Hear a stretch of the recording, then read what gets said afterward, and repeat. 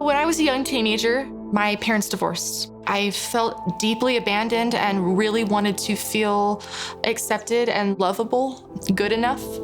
I looked in all the wrong places for that kind of acceptance.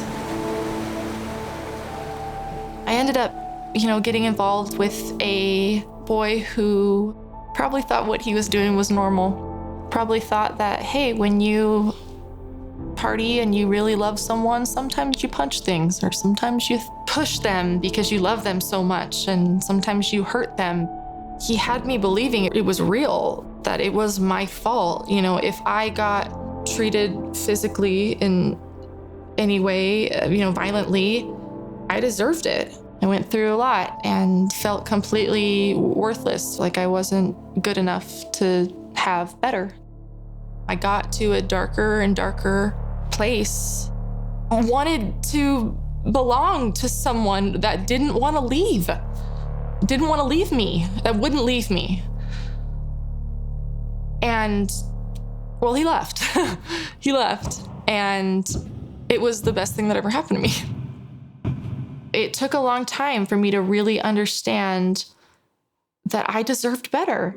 I remember telling my friends after we broke up, we have to celebrate, really trying to just pretend I wasn't falling apart in pain. So we were gonna go party. And I remember putting the glass to my mouth, ready to drink, and I couldn't do it.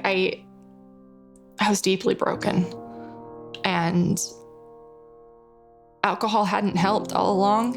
It wasn't gonna help this time. But what I had been ignoring for years was my savior.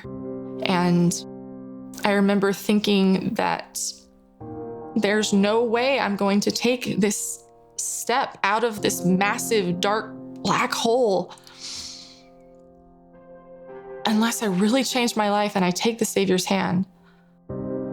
That being said, I hadn't dealt with all of my emotional trauma, really. At this point in time, wanted to hurt myself. I wanted to starve myself. I remember self-harming. That whole day, I remember trying to hide my scars. I remember that he has already suffered so much, and he suffered for me. And so, I look at my scars now and my emotional scars, which it's a lifetime journey of working. And, emotions boil up in sometimes it comes flooding back. And so you have to kind of rework on things to consistently address, in your heart, whether it's through prayer and or therapy, or, speaking to a loved one about the hard things that you've been through. And that's not to say that you won't still hurt, or you won't still have pains, or you won't still have things to go through. But I gotta tell you that having them with the Savior by your side, even when you feel so lonely and you feel like you're walking alone, he is there holding your hand. And that is the most amazing thing in the world. Because in spite of how dark this world is and how much you can't prevent your loved ones from going through things, there's always the Savior. And he's always there to pick up the pieces.